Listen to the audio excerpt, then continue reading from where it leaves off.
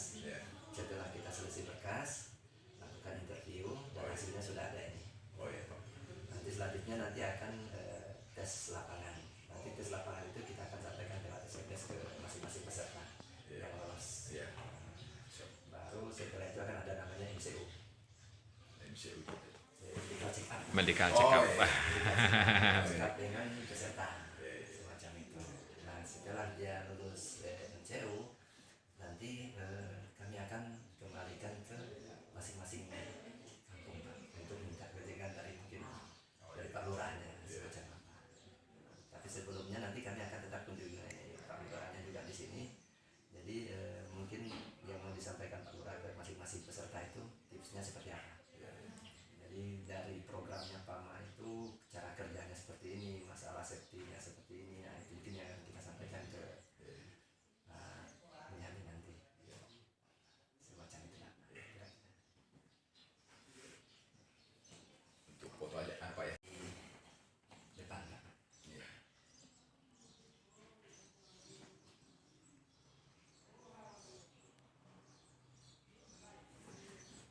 Kami kan ada grup ini Pak, grup pemerintahan. Cepat. Akhir ya. Jadi saya memimpin kampung ini pada saat itu desa tertinggal. Begitu 2018 Pak naik menjadi desa berkembang. 2019 Pak naik menjadi desa maju. Dan tahun ini Pak saya kemarin ditelepon dari pendamping desa Sukantena ini masuk desa mandiri. Jadi istilahnya hanya dalam waktu 3 tahun dalam kepemimpinan saya kampung ini sudah mandiri Pak. Padahal menurut pengalaman teman-teman di kampung lain untuk naik dalam satu tingkat itu perlu butuh beberapa tahun. Tapi alhamdulillah saya bersyukur ternyata kampus Sukantena ini setelah saya 3 tahun menjabat setiap tahun naik peringkatnya Pak, dari desa tertinggal berkembang, maju dan mandiri. Dan ini saya sampaikan kepada masyarakat bahwa predikat-predikat ini jangan sampai kita cuma sekedar nama, harus benar-benar masyarakat merasakan kesejahteraannya. Itu yang utama.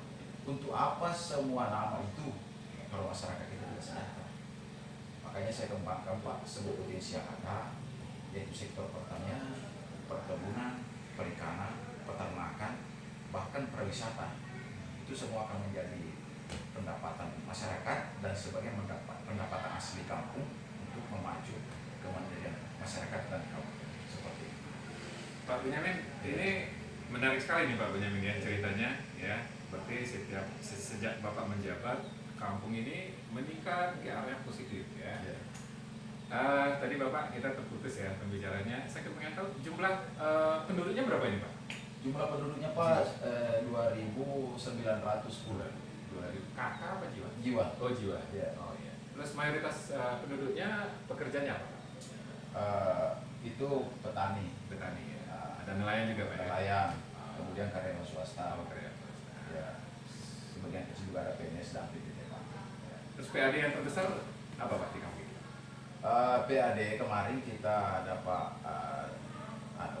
badan usaha milik desa, yaitu menyewakan alat ke perusahaan. Apa? BES untuk sebagai bentuk CSR, yaitu program di bidang pendidikan dari perusahaan. Jadi kita sewakan itu mengantar anak sekolah ke SMA bangun. Nah, itu sebagai bentuk CSR-nya di bidang pendidikan. Dan itu hasilnya setiap tahun ya sekitar kemarin hasil bersih itu 100 juta lebih untuk menjadi PAD desa sebagian ya. Kemudian di samping itu Pak penyewaan kapal, kemudian perusahaan yang berlokasi bertambang berusaha di kampus Sukan ini juga sering memberikan bantuan Pak dari pihak ketiga yaitu perusahaan. Itu menjadi pendapatan asli kampus ini.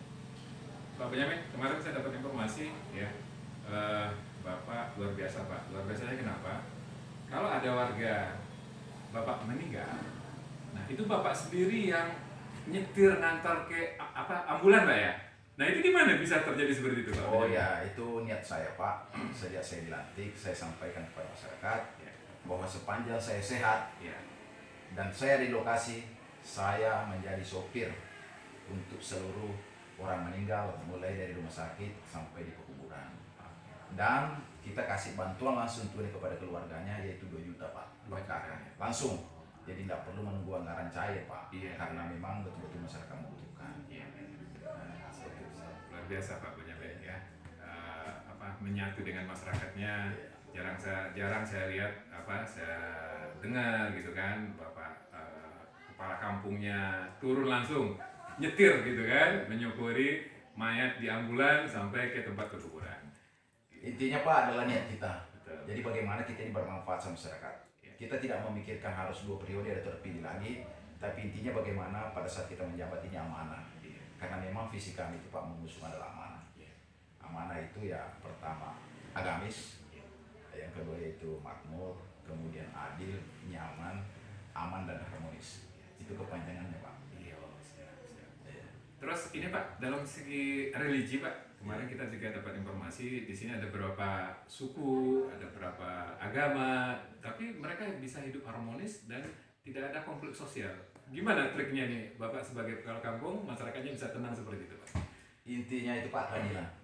Jadi kami membantu itu pembangunan gereja, masjid secara adil melalui musyawarah. Jadi itu intinya. Kemudian pembinaan di bidang keagamaan seperti RT besar, kita memberikan anggaran itu dengan porsi yang sama. Jadi betul-betul dengan musyawarah dan keadilan itulah sehingga persatuan dan kesatuan di antara suku agama di suku ini terwujud dengan damai. Seperti itu. Ada berapa etnis di sini Pak? Kalau etnis ini Pak, kalau dipisah kecil-kecil sekitar 20 suku bangsa. 20 suku. Ya. Ini daerah transmigrasi Pak ya? Iya. Siap. Sejak kapan Pak transmigrasi ada di sini Pak? Sejak tahun 1993. 93 ya. Terus sepertinya sawit ya ininya. Ada perkebunan sawit di sini Pak.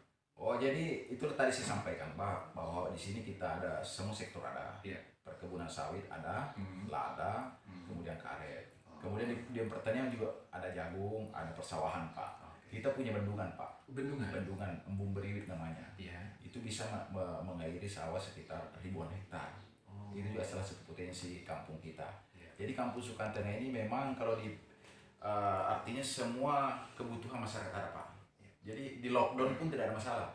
Berasnya ada, ikannya ada, untuk belanja ada. Yang Bapak sebut mudah mandiri tadi. Iya. Oke. Jadi tinggal masyarakatnya. Siap. Yang penting tidak malas, pasti hidup di Sukan. Siap. Kalau malas masih perlu dikasih semacam semangat bagaimana supaya dia tidak malas Pak. Terima kasih Pak Bonyamin. Iya. Waktu dan bincang-bincang singkat kita. Saya tahu kesibukan Bapak banyak, Iya. sudah bisa menerima kita. Ada berapa agenda lagi yang Bapak lakukan. Gitu teman-teman, semua ya. Saya sekarang berada di Kampung Sukan Tengah Pak ya, Kecamatan Sambaliung bersama Bapak Bonyamin, Bapak Kepala Kampung Sukan Tengah. Kita memang bincang-bincang ini sangat menarik nih, tapi karena waktu terbatas, beliau juga banyak agenda. Terima kasih teman-teman yang nonton video YouTube channel Paman Kinawai. Kalau Anda suka video ini, silakan like, share, dan komen. Semangat pagi!